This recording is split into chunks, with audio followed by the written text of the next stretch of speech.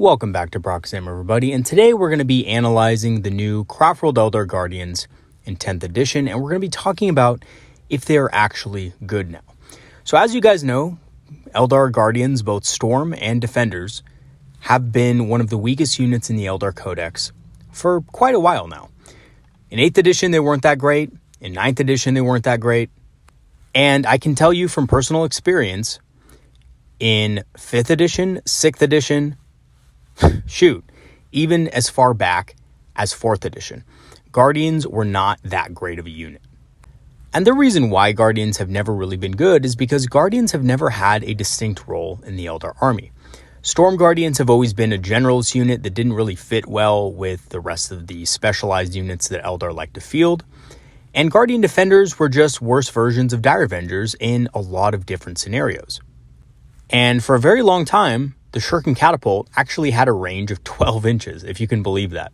So just imagine trying to actually find a good target at 12 inches with your Guardians. It just wasn't working. It wasn't working for a lot of editions, and it certainly didn't work when trying to play competitive games of Warhammer 40k. So oftentimes, Guardian Defenders, Storm Guardians just weren't taken. Now, the thing I liked about 9th edition, really, is that Guardian Defenders were actually a little bit better than before, right? They got a buff to their range. The Shuriken Catapult got a range boost to 18 inches, which was really needed, to be honest with you. And, they got a few other things that made them at least semi-viable as damage dealers. So the Shuriken Catapult really helped out with that, obviously with the Shuriken Special Rule, giving them extra AP. But even so, they were outcompeted. Right? Dire Avengers did more damage for less relative points than the Guardian Defenders did if you compared their damage point for point. And factored in stuff like buffs and stratagems like Blade Storm, Guide, and Doom and things like that. It was just much more efficient damage-wise to take Dire Avengers. So then what was the point of Guardians? Guardians were kind of still expensive. They didn't really have a role to play. They didn't have any special abilities that helped with anything except them dealing more damage, which even so, still wasn't as good as Dire Avengers. So what was the point of taking Guardian Defenders, right? Now, Guardian Defenders were cool models, and they are cool models. I think they are some of the coolest Eldar models in the range. And I don't say that because they have all these fancy, kind of things or, exotic looking weapons, but just because I think their design is very sleek. It's very simple. And honestly, it still gives them that exotic alien look without looking too weird. And yes, I do like the fact that they have cone helmets. I've always liked it. I think it's a little bit weird. It's just that little bit of weirdness that's cool, but at the same time, not too outlandish. So it's something I really enjoy seeing on the battlefield. Let's just put it that way. So even though some people might think they look like they have bowling pins as heads, I beg to differ. I think they're awesome models, and I've always honestly liked the look of Guardians. So now that we've gotten the data sheets for Guardian Defenders in 10th edition, the big question is, are Guardians actually good now? And I do think Guardian Defenders are going to be miles and miles better than they are currently in 9th edition compared with the rest of our army. Not for the damage that they can deal, but for their special abilities, which we will go over later in this video. So without further ado, let us go ahead and jump right into it. So first off, just like always, just want to do a quick overview of what we're going to be looking at in the video today. We're going to be looking at the stats, weapons, and special rules of the Guardian Defenders. We're going to be doing a unit analysis and breakdown, and we're also going to be looking at possible synergies and combos that you can do with your Guardian Defenders in 10th edition. So just a quick look at the datasheet that we kind of looked over a couple days ago.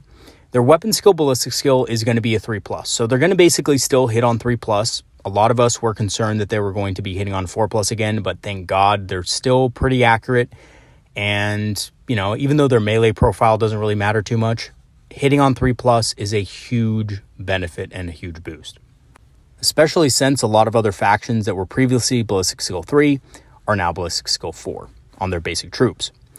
As far as their save goes, it's still a 4+, and I'm very grateful for this because this was one of those things where I was fearing that they would lose a pip of save, which is very important now considering their new role. Movement 7, toughness 3, they're still elves. Leadership 6+, this was one of those things I was also happy to see, and I'll tell you why in a second when we go over their special rules. And they have objective control too, which obviously because they're troops are going to have.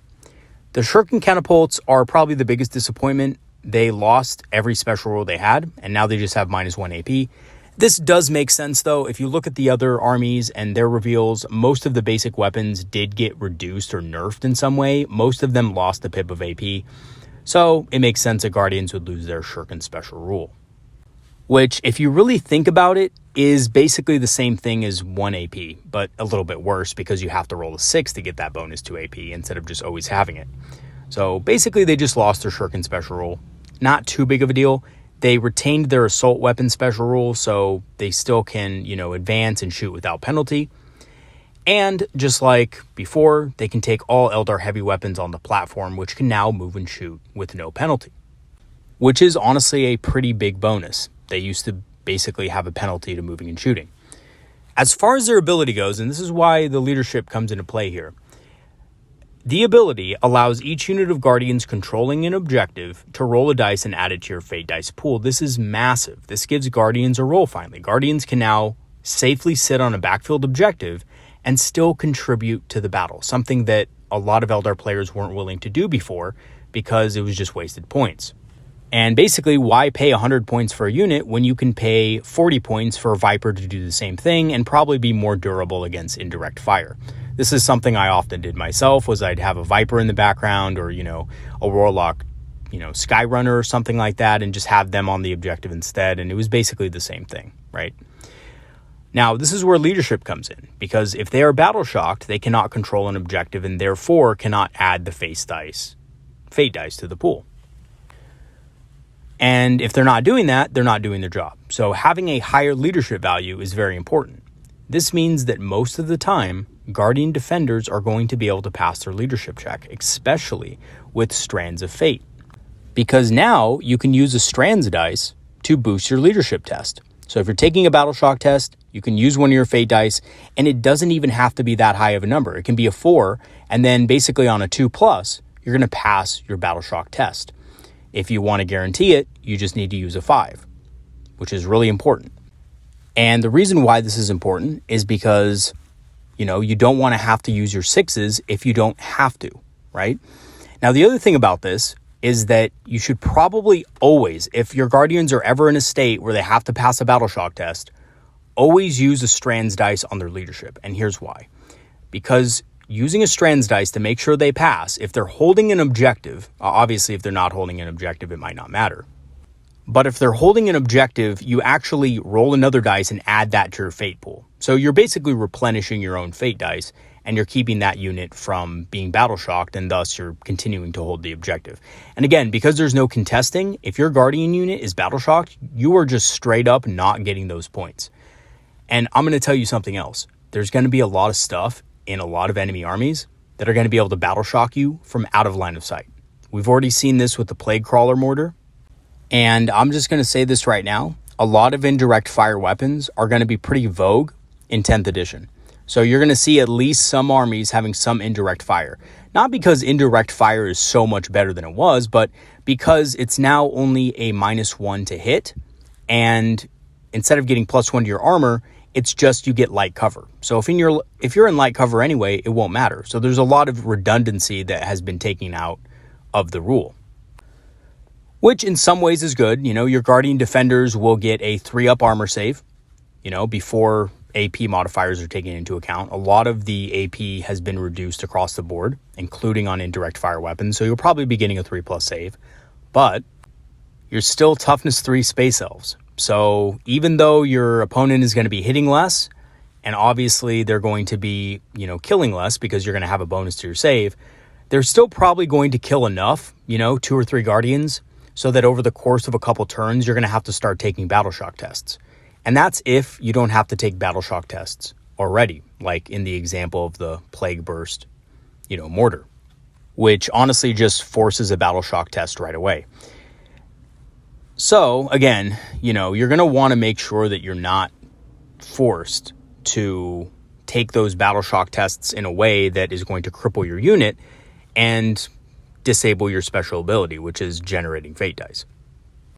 And another quick thing I would like to mention, which I'm going to cover later in the video, but basically Fortune being able to give -1 to wound to a unit is actually not that bad on Guardians if you notice your opponent has a lot of these indirect fire weapons. And I'll go into that a little bit later in the video. Okay, so let's go ahead and take a look at the unit and kind of break down the changes bit by bit. So the first change is obviously the damage. And the damage of Guardian Defenders is going to be much worse than in 9th because we've lost the Shuriken Special Rule. This is actually a big, damage hit. So it's going to be fairly lackluster. Again, the Shuriken Catapult rule has been lost, the Shuriken rule. But compared to other units in its class in 10th, they compare pretty well. And I was actually very surprised to know this. But I actually ran a few isolated tests against a unit of intercessors, and believe it or not, if you don't account for any stratagems or any little bonuses here and there or anything like that, Guardian Defenders versus intercessors is actually a really even fight, mathematically speaking, right? The intercessors are going to get 10 dice that they're going to, of course I'm talking about 5 intercessors because 10 would be overkill. Points wise, they just don't really add up. But if you take 10 Guardians versus 5 Intercessors, they pretty much kill each other, and it's a really even fight in an isolated scenario. So the Guardians are getting double the amount of shots that the Intercessors are getting, but the Intercessors are getting, with their bolt rifles, they're getting the heavy trait, so when they stand still, they're getting +1 to hit. So that's actually pretty strong. Now, I suspect that Guardians will cost about 8 points a model. I suspect that Intercessors will be about 16 points a model, so therefore they're going to be about even. Before you account for, heavy weapons and special weapons and things like that. So, yeah, guys, Guardian Defenders are actually pretty good and they can stand up to a lot of other factions' basic troops, which is awesome. That's how it's supposed to be, right? That's how the game is supposed to be balanced. However, there are things that can happen in a battle. We know that not every situation is isolated, right? Your unit might be in cover, the enemy unit might not be in cover. That's an advantage to you. Striking first is an advantage, right? If you can get the first shot on an enemy unit because you have the assault weapons, that's also an advantage. Same thing for your opponent.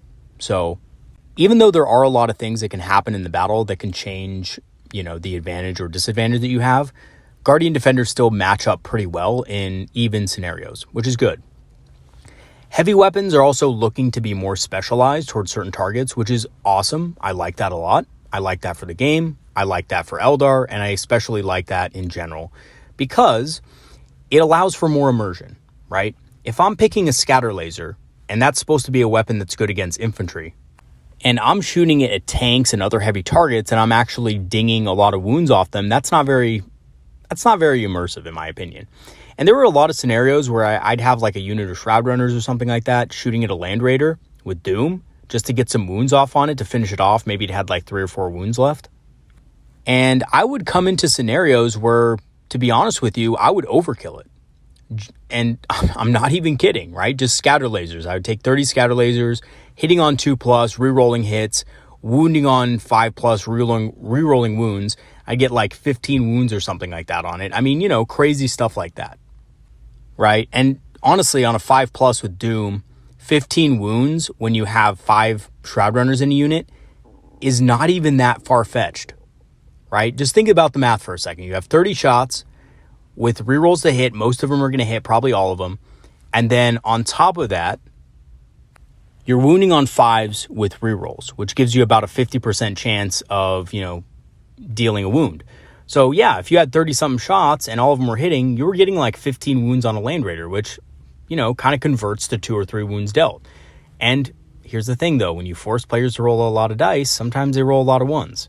And it was very possible for Shroud Runners to overkill something with 3 or 4 wounds left on it, right? Even if it had a 2+ save. So I'm really liking the fact that the weapons are a little bit more immersive. They're a little bit more specialized to dealing with certain things.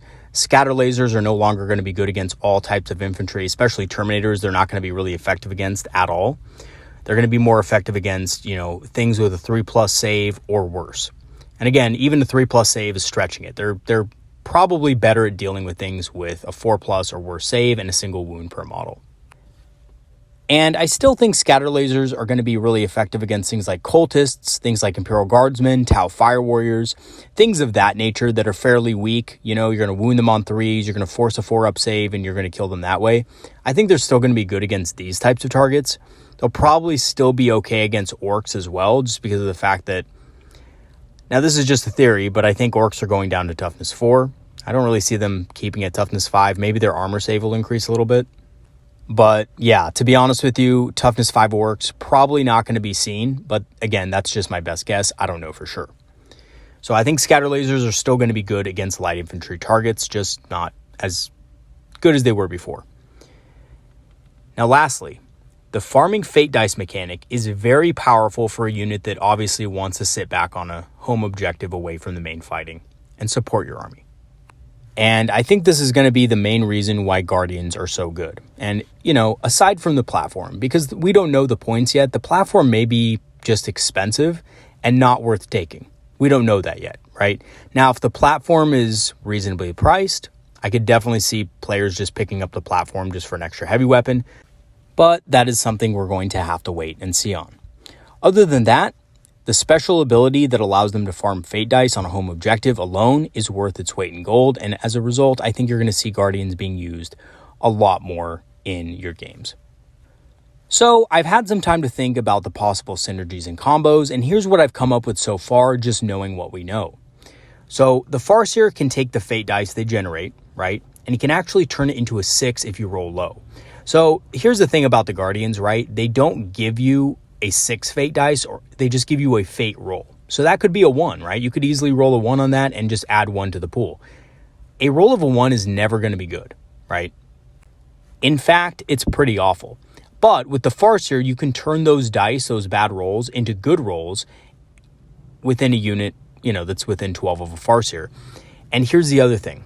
A lot of people have been saying that, basically putting something like Fortune on Guardians is going to be garbage and it's probably not worth it. And in most scenarios, I would agree. It's probably not worth it to do this, right?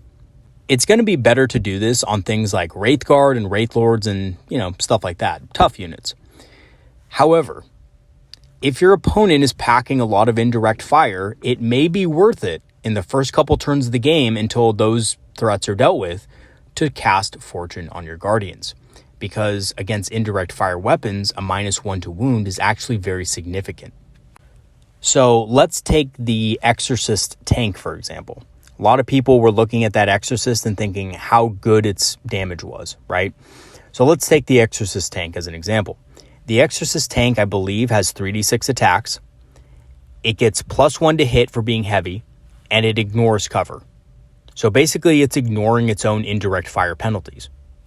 So it's going to hit on 3+. On average, it's going to get about 10 dice, right, with the blast keyword. So it's going to, against a squad of 10 Guardians, it's going to be about 12 attacks. You roll those 12 attacks hitting on 3s. About 8 of them on average will hit for the Sisters of Battle player. If, however, you have Fortune on the Guardians, you're only going to be dealt about 4 wounds, which on average will only kill about 2 Guardians. And if you wanted to, you could even fate dice those and make it so that you're going to lose less Guardians than before, right?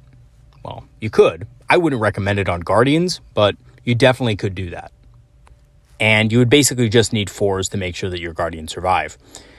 So that's pretty strong, right? An Exorcist tank is considered one of the best tanks currently for dealing with things that are out of line of sight, things like cultists, things like Imperial Guardsmen, and Guardians are actually pretty durable against them, believe it or not, right? Exorcist battle tanks are really not going to be killing that many Guardians every turn. And especially if your opponent has a couple of those in the backfield, your Guardians can survive a crucial couple of turns against those attacks before they have to test for Battle Shock. And that's not even saying that they're going to die. They just have to test for Battle Shock, which will mean they'll probably suffer about, 6 or maybe 7 casualties in those 2 turns of shooting, which isn't the whole unit. That means the unit is still able to hold objectives from a lot of other enemy models, Pretty much no light vehicle or any little fast single model is going to have objective control 6. And with Strands of Fate, you can obviously pass your Battle Shock tests rather easily. So get this. Eldar players asked for a unit that could hold an objective in the backfield and still contribute to the battle. And that's exactly what GW gave us in this new book. The new index that we're going to get with Guardian Defenders. Guardian Defenders actually have a role that Eldar players have asked for a while. So when I made my video kind of on my first impressions of the, faction focus, in hindsight, When I complained that Guardian Defenders were just going to be a very boring unit, I was being a little bit of a hypocrite, because in the past I have asked GW, as well as many other Eldar players have, please give Eldar Guardians a role in the battle, right? Well, they have given us a role. They have given Guardian Defenders a really good role, actually. And honestly, a role that Eldar have not had for a long time, which is a unit that can actually hold an objective in the backfield, right? Obviously, Guardians are still not going to be able to hold midfield objectives. They're way too fragile. They take bolter shots and they die. So they're really only going to be good for backfield objective holders, but still, even that is a big buff to what we had before, which was basically in 9th. Even Guardian Defenders holding a backfield objective, they just couldn't do it. They were really bad at it. And once you had to take leadership tests, you would lose even more of the unit because they didn't really have great leadership and so forth. So they just really weren't good at doing anything. And I'm glad that they now have a role in which they're very effective at. So I'm kind of excited to use a squad of Guardians. I don't know if we'll probably need another squad, but maybe 2 squads would be nice also, because, each Guardian squad does in fact get to contribute an extra fate dice. It's not limited to 1. So maybe you'll start seeing people using Guardians a bit more. Another thing that I thought about when I was kind of thinking about it a little more was the interaction between Strands of Fate and Unparalleled Mastery with the Bright Lance platform. So a lot of single models, and I'm going to talk about this in another video where I kind of go over which models are going to be really points effective come the new edition. One of those is Bright Lances. Bright Lances are a very good anti-tank platform, anti-monster platform that is extremely effective now because of the interaction of Strands of Fate with Unparalleled Mastery. So both of those are our army and detachment abilities respectively. Basically, being able to reroll the hit, wound, and boost the damage roll to a 6, so on a Bright Lance that's going to become an 8, is extremely powerful on these guys, because all these guys want to do is sit in the back and shoot at things downrange, right? And the Bright Lance platform can help them do that. But again, you're going to have to see how much it costs, because if it costs something like 40 points, oftentimes players will just rather take something like a Viper with a Bright Lance, pay some extra points for it, but also get a model that does a little bit more than just sit in the backfield. So that's very powerful, potentially, depending on how much the Bright Lance platform actually costs. And Wraith Lords as well provide excellent support for Guardians. So one of the things Guardians can also do, obviously, is they can generate fate dice for a Wraith Lord with 2 Bright Lances to use, right? And a lot of people are saying, oh, I think that any model that takes 2 of a weapon is going to become twin-linked. That's not the case, right? We don't know that for sure yet. I think basically what it is that models that have the option to take different weapons are still going to have the option to take 2 separate weapons of each type, right? It's not like the old days where if you took 2 of one weapon, they just became twin-linked. I basically think that what it is if a model has the option of taking 2 different weapons, then even if it takes the same weapon twice, like 2 Bright Lances, for example, those are still going to count as single weapons. The only twin-linked weapons are going to be the weapons like the Wave Serpent, right? And the Shuriken Catapult on jet bikes and Wave Serpents and things like that. So I think those are the only twin-linked weapons. I think obviously Warwalkers and Wraith Lords and stuff like that are going to remain single weapons for those purposes. So that makes Wraith Lords and Guardians a really good pair, because the Wraith Lord complements the Guardians by providing it with combat support. Let's be honest. Guardians are trash at combat. We've seen their combat stats are awful. 1 attack at strength 3 with nothing in the way of AP, obviously. Guardians are not going to be great in combat, and they never were, and they never should be, because that's not their role. But Wraith Lords can make up for this by protecting that area of, around the objective, so that enemy assault troops can't just go in. And by the way, now that we have a stratagem in the core rulebook, right, that's basically heroic intervention, but any model can do it, you can be sure that having a Wraith Lord around a unit of Guardians, which are very susceptible to assaults, is never a bad idea. So the Wraith Lord provides them close combat support, but it also provides them with some extra durability and, of course, ranged firepower. Having 2 Bright Lances with the detachment and Strands of Fate special rules is going to be absolutely monstrous. And depending on how the Wraith Lord is priced, I even would go so far as to say the Wraith Lord might also be an auto-include to have in your backfield. right? Just a big monster in your backfield that's very tough, very hard to take out, and can also deal really good damage at range throughout the whole game. So now for the million-dollar question. Are Guardian Defenders good now? So I think in most builds, they're not only going to be good, but they're going to be an auto-include. Not because they do a lot of damage or anything like that, or they're particularly tough, but due to the powerful ability that allows you to basically keep your army hitting hard with fate dice, right? You're generating those fate dice, and if so facto, you're supporting the rest of your army by doing so, as well as also just having a unit that can hold a backfield objective. Which is also a thing Eldar lack now, and with the coming edition, we're not going to lack that any further. The other thing is, Guardian Defenders, believe it or not, are actually pretty durable against a lot of targets while they're in cover, right? Especially versus indirect fire. Now, obviously, there's going to be some indirect fire weapons that ignore their own penalties, like the Sisters of Battle Exorcist tank. But even so, with no AP, the Guardians at the very least are getting a 4-up save. And I don't really think there's going to be many ignores line of sight weapons in the game that have an extremely high AP value that also ignore cover as well. So you're going to probably get a 4+ save no matter what. In good situations, you're going to get a 3+ save because you are in cover versus indirect fire. And this would previously in this edition absolutely wreck your Guardians.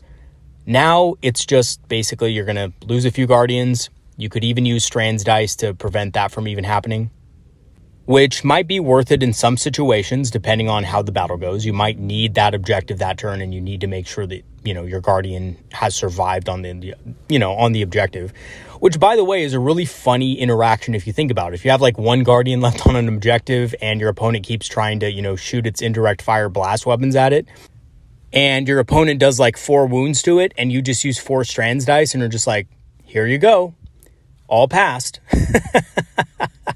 Right? And you could just basically negate your opponent's efforts just basically effortlessly in the last couple turns of the game, which could be pretty good, right? You could plan for that somehow. Maybe it's not the most effective use of Strands dice, but it can definitely come in clutch when you need it. Now, there's another couple of things that I didn't mention yet in this video, and one of them is screening in the backfield. So this is also a great unit, not only for holding objectives, but in a way, you could actually space these guys out to screen the backfield from enemies basically coming in behind you. So as it stands now, unless I'm wrong, I believe that reserves can now come in from your own back table edge during turns 3, 4, and 5.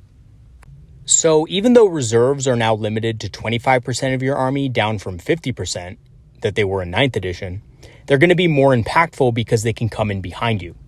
And Guardians are a very good unit for dealing with this because they have a large enough unit size to where they can kind of screen this out effectively without having to spend precious resources, which could be, better used in other parts of the battlefield. The last thing is, having a Guardian Defender unit on an objective forces your opponent to react to it. It's much of the same thing in 9th edition when your Orc opponent would have a unit of Gretchen in the backfield holding an objective. Yeah, that Gretchen unit was like 40 points, and it wasn't going to do any damage whatsoever to anything, but it was scoring you a bunch of secondary points and a bunch of primary points every turn of the game. So you had to do something about it, right? Even if you didn't want to, you couldn't ignore the Gretchen. And I think this is going to be a similar case with the Eldar. Obviously, the Eldar unit is much more durable now, much more, effective at a lot of different things. But your opponent is not going to be able to just let your Guardians sit on objectives all game and score you points and farm fate dice. So that interaction is actually going to force opponents to try to get to your backfield, essentially. And that can open up a lot of opportunities for highly specialized, high damage dealing Eldar units. So in conclusion, Guardian Defenders, ladies and gentlemen, are back. Although admittedly for reasons I don't personally like, again, I think sitting around doing nothing on objectives is rather a boring way to use Guardians. And any unit, for example, that's why I play Eldar. I don't like just sitting on objectives all game, right? Like Death Guard or other armies. But it's something some unit in your army needs to do. And it's something Eldar players have asked for a long time. So again, I feel like a little bit of a hypocrite for my previous statements, complaining about how Guardian Defenders were going to work in 10th edition just because, yeah, we needed a unit that could do this. quite simply, right? A lot of the times Eldar players are using things like Vipers and Warlocks and stuff like that, single models to hold objectives in the backfield. And it wasn't the most effective way to do it. Let's just put it that way. So I do suspect that you will see at least 1 to 2 of these units in a vast majority of Eldar lists in 10th edition because of it. And I myself am excited to at least be able to bust out 1 or 2 of these units once again. All right, everybody, that's going to be it for today's video. Thanks for watching. Thank you so much to all my patrons who have helped the channel grow. And once again, your support has been immeasurably appreciated. I will leave the Patreon and PayPal links in the description for those of you guys who want to support the channel further. And again, thank you so much to all who have. All right, everybody, that's going to be it for today. Peace out. We have more videos coming up later this week, and I'll see you guys next time. Have a good one, everybody. Peace out.